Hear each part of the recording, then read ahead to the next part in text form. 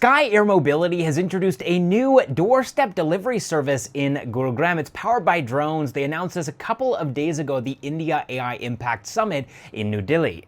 But this is Runtime, your daily Indian tech white pill, and one of the founders of this company, Ankit Kumar, has said that their drones will deliver parcels directly to mailboxes that are installed in housing societies and commercial buildings autonomously. So theoretically, no human supervision needed here. Also, I didn't realize this, but Ankit has said that Skye Air has actually made 3.6 million drone deliveries in the last 2.5 years. In order to accelerate this going ahead, Skye Air has actually partnered with two companies, one for the mailbox and one for the robot that collects the parcel from the mailbox. So let's talk about the mailbox first. This thing was built by Arrive AI. They're an Indianapolis, Indiana-based mailbox as a service platform for drones and robots to deliver and pick up parcels autonomously. So these mailboxes have Aruko markers on top. They're kind of like QR codes for robots. They help drones to navigate to the mailbox. And then once the parcel is received inside of the mailbox, it gets collected by this robot on wheels that you're seeing here on the ground.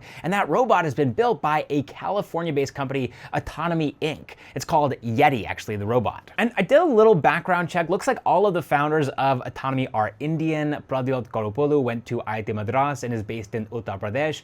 Ritukar Vijay went to the University of Rajasthan. Hardik Sharma went to Rajasthan Technical University. And Ashish Gupta went to IIT Roorkee and is based in Gurugram itself. And they've been building this company since 2020, and they now have robots in the States, Oslo, Madrid, and now Gurugram. But coming back to Skye Air, I did ask the company about the drone itself. They told me that it's called Skyship. It is assembled in India. They have contract manufacturers who work exclusively for them, and that the design, communication devices, and winching mechanism are owned by Skye Air and are made in-house. All right, next up, this happened a couple of days ago, but CopperPilot has won first place at Accel and Anthropic's first ever Dev Day in India. This happened in Bengaluru, meaning that they were selected as the top builder from 200 participants and dozens of projects. So the founder of CopperPilot is Aditya N G. In the past, Aditya worked at autonomous vehicles company -0, and he was also the lead electrical engineer at Vega Racing Electric during his time at PES University in Bengaluru. And then also back in 2024, a paper he contributed to on nighttime autonomous vehicle navigation via infrared thermal vision was accepted into the International Conference on Robotics and Automation. So suffice it to say, this guy understands the challenges of building hardware, especially as it pertains to vehicles. And so now he's building an AI copilot for hardware design. This copilot lives inside of modern EDA and CAD tools, and it aims to make hardware creation as fluid as writing code. All right, next up, Bengaluru-based Glassjar Interactive has released a trailer for their upcoming video game, Gothika. And this is a hand-illustrated 2D side-scrolling action adventure set in a fantasy world with ancient kingdoms, ruthless polity, and mysterious tribes. And the player character can explore dense jungles, boulder fields, and mountain ranges as they try to secure the safety of their people.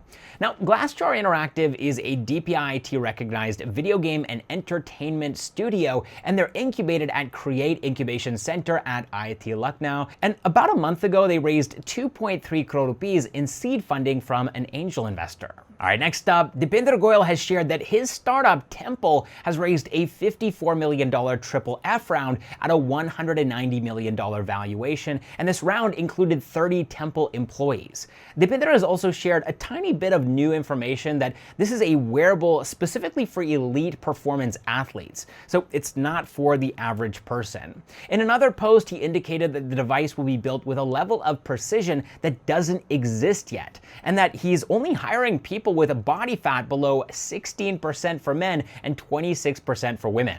And because we're at the end of this video, I'm just gonna go ahead and share my opinion on this. I think more companies should do this. I don't personally believe in inclusivity for the sake of inclusivity. I believe in qualifications. At a company building fitness wearables, everybody should be fit. That just makes sense, right?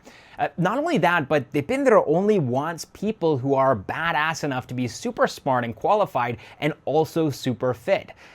like it's a signal to him, right, that you've got your shit together and you're so good at life that you're able to juggle all of this stuff at once. It's a great filter. And I'm sure that he's paying top dollar or top rupee for these employees, so he should get what he wants, right? But anyways, that is all of the Indian tech news that I have for you all today and for this week. I hope you enjoyed the video, and I'll catch you in the next one.